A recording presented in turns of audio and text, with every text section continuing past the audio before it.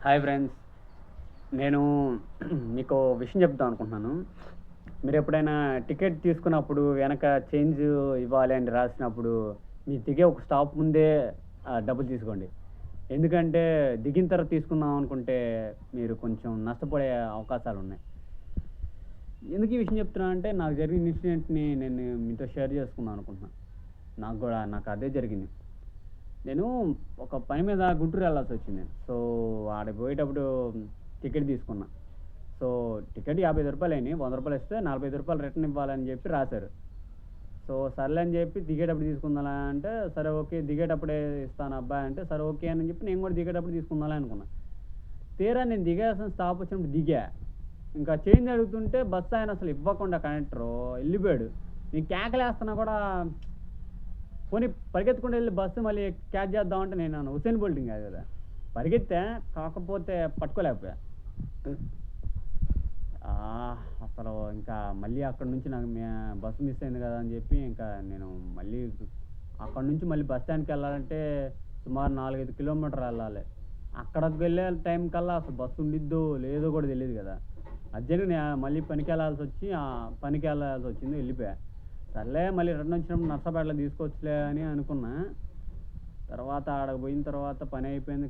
తీరా నర్సాపేట దగ్గరకొచ్చేసరికల్లా నర్సాపేటలో ఆ bus conductor ఎవరో గుర్తున్నారా అంటే గుర్తులేదని చెప్పా. బస్సు నంబర్ గుర్తుంది గానీ కండక్టర్ గుర్తులేదన్నా. కండక్టర్ ఉంటే గానీ ఆ డబ్బులు ఇవ్వం అబ్బాయి అన్నారు. వారం రోజులు తిరుగుతున్నా.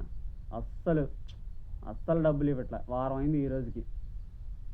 కానీ గుంటూరు నుంచి మళ్ళీ రిటర్న్ వచ్చిన తర్వాత నర్సాపేటలో చాలా ట్రై చేశా. But no use. వారం రోజులు తిరిగినా కూడా కుదరల. ఆ రోజు నైటు 10 ఏంటి 10 అక్కడి నుంచి బయలుదేరాల్సొచ్చింది మళ్ళీ మా ఇంటికి.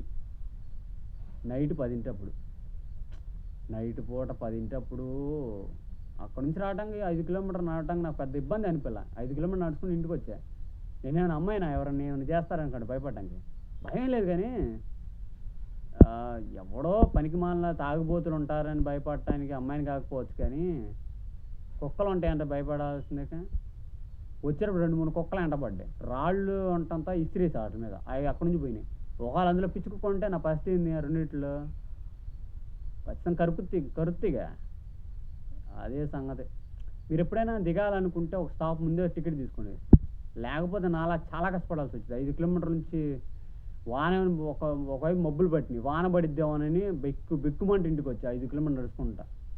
ఏంటి నమ్మరా? సరే ఓకే. మీకోసం సాక్షి చూపిస్తా. ఇదిగోండి ఇదే ఆ టికెట్. రూ.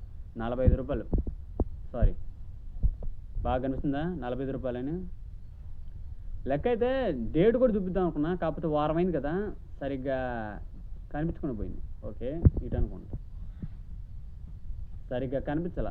డేటు, టైం అంతా కొంచెం బ్లర్ అయిపోయింది చూడండి. కొంచెం కొద్దిగా గొప్ప కనిపిస్తుంది అంతే. సో, నాలాగా మీకు కూడా జరగకుండా ఉండాలంటే ఒక స్టాప్ ముందే తీసుకోండి. ఈ రూ. 45 కోసం వారం రోజులు తిరుగుతున్నా. కానీ నో యూజ్. దొరకల. సో, మళ్ళీ వీటిని ఎలా రికవరీ చేయాలో కూడా అర్థం కాలా.